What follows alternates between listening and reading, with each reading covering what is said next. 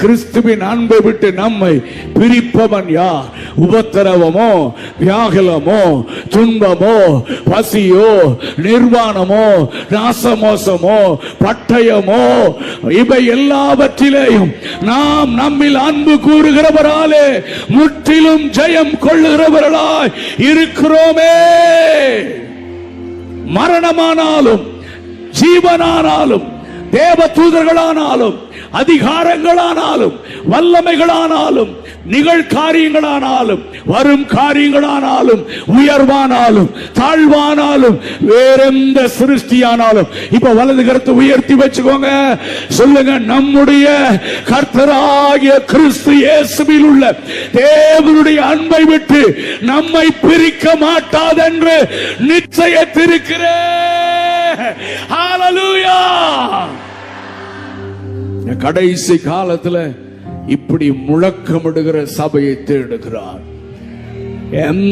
எந்த காரியமா அவருடைய அன்பு விட்டு பிரிக்காதுடா. ஆமென். கணவனே விட்டுட்டு போனாலும் சரி, மனைவி விட்டுட்டு போனாலும் சரி, பிள்ளைங்க விட்டுட்டு போனாலும் சரி, பெற்றோர்கள் விட்டுட்டு போனாலும் சரி, சொந்தக்காரன் நம்பினவன் விட்டுட்டு போனாலும் சரி, அம்போன்னு விட்டுட்டு போனாலும் சரி, அவரை நேசிக்கிறது விட்டு யார் என பிரிக்க முடியாது. எனக்கு இயேசு போதும், எனக்கு இயேசு போதும், எனக்கு இயேசு போதும், எனக்கு இயேசு போதும்.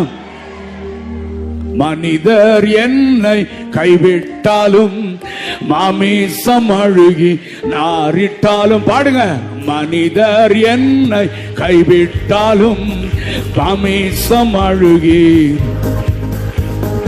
ஐஸ்வர்யம் யாவும் அழிந்திட்டாலும், ஆகாதவன் என்று தள்ளிவிட்டாலும், ஐஸ்வர்யம் யாவும் அழிந்திட்டாலும், சத்தமா சொல்லுங்க, இயேசு போதுமே, இயேசு போதுமே, இயேசு போதுமே. எந்த நாளிலுமே, என் நிலையிலுமே, எந்த வாழ்வினிலே இயேசு. எத்தனை பேர் உண்மையா சொல்றீங்க? எந்த நாளிலுமே, என் நிலையிலுமே, எந்த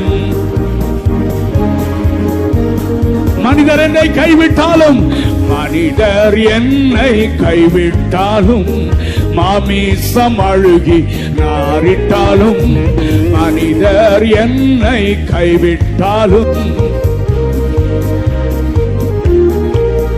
ஓ ஐஸ்வர்யம் யாவும் ஆகாதவன் என்று தள்ளிவிட்டாலும், ஐஸ்வர்யம் யாவும், சொல்லுங்க சத்தமா, இயேசு எனக்கு போதியா? இயேசு போதுமே, இயேசு போதுமே.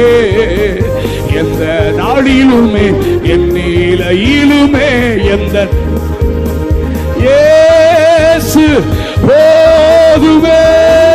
நல்ல கரங்களை தட்டி. ஆமா, நாட்கள் வருதுயா, நாட்கள் வருது. சுவாப அன்பு தணிந்து போகும். ஆமென்.